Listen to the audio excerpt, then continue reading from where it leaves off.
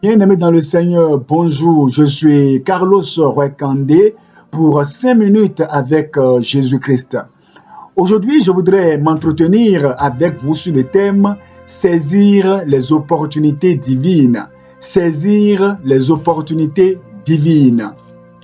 Bien-aimés dans le Seigneur, autant que nous sommes, vous n'êtes pas sans savoir que nous avons des pétitions que nous élevons vers le trône de Dieu, des cris de cœur que nous ne cessons de soumettre à Dieu, voulant que le Seigneur puisse changer notre situation, améliorer notre situation. La réalité est que Dieu, pour nous répondre, se présente à nous par des opportunités que malheureusement plusieurs ratent. Et généralement, il y a 3 catégories de personnes qui ratent les opportunités divines.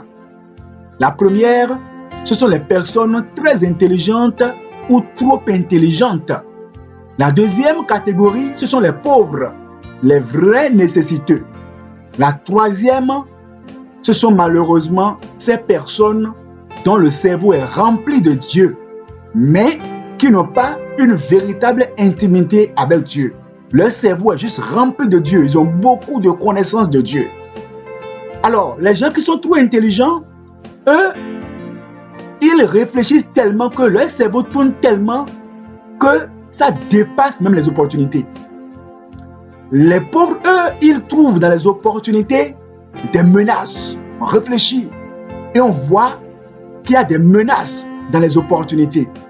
Mais les gens, eux, dont le cerveau est trop rempli de Dieu, ils diabolisent tout simplement les opportunités divines. On voit Satan partout. Dans Luc chapitre 23, verset 36, disons, les soldats aussi se moquaient de lui, s'approchant et lui présentant du vinaigre. Verset 38. Il y avait au-dessus de lui cette inscription: celui-ci est le roi des Juifs. 39. L'un des malfaiteurs crucifiés l'injuriait. Vous voyez, Jésus-Christ était à la croix. À droite, il y avait un malfaiteur, un brigand. À gauche aussi, un brigand. Les brigands, eux, leur sort était juste. Et les brigands étaient à un pas de l'enfer, à un doigt de l'enfer. Mais, dans cette condition, il y a un brigand qui ouvre la bouche et, méprisant l'opportunité divine, se met à injurier le Créateur, à injurier le Sauveur du monde. C'est ce qu'on appelle mépriser les opportunités divines.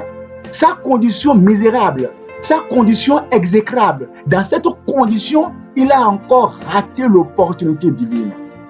Mais celui qui était à côté l'a repris. Il y a des leçons à tirer. Jésus-Christ était une opportunité sur la croix, mais il était très simple. Pour vous dire que les opportunités ne viennent pas de manière à frapper les regards. Les opportunités viennent de manière très très simple. Et si vous n'êtes pas vigilant, vous pouvez même les mépriser, ces opportunités-là. Mais le second l'a repris, verset 40. Mais l'autre le reprenait et disait: ne crains-tu pas Dieu, toi qui subis la même condamnation? Pour nous, c'est justice. Vous voyez, il n'a pas suivi l'autre. Ça veut dire que lorsque vous voulez saisir les opportunités, faites attention. Mais face aux opportunités, faites attention. Des gens vont mépriser les opportunités, vont injurier ça. Mais le second voleur n'a pas suivi le premier dans sa digression. Il a repris. Donc vous devez faire attention pour ne pas suivre la multitude, pour rater les opportunités divines. Verset 42, et il dit à Jésus: souviens-toi de moi quand tu viendras dans ton règne. Jésus lui répondit: je te le dis en vérité, aujourd'hui tu seras avec moi dans le paradis. Waouh! Ce voleur a saisi l'opportunité et il est allé au ciel. Quoi de plus facile pour le second voleur de dire: oh Seigneur, aie pitié moi aussi, pardonne-moi Seigneur, quand tu iras au paradis, pense à moi aussi. Et c'est terminé. Mais l'orgueil l'a empêché. L'orgueil empêche de saisir les opportunités divines. Voyez, un manque de pardon peut te faire rater les opportunités divines.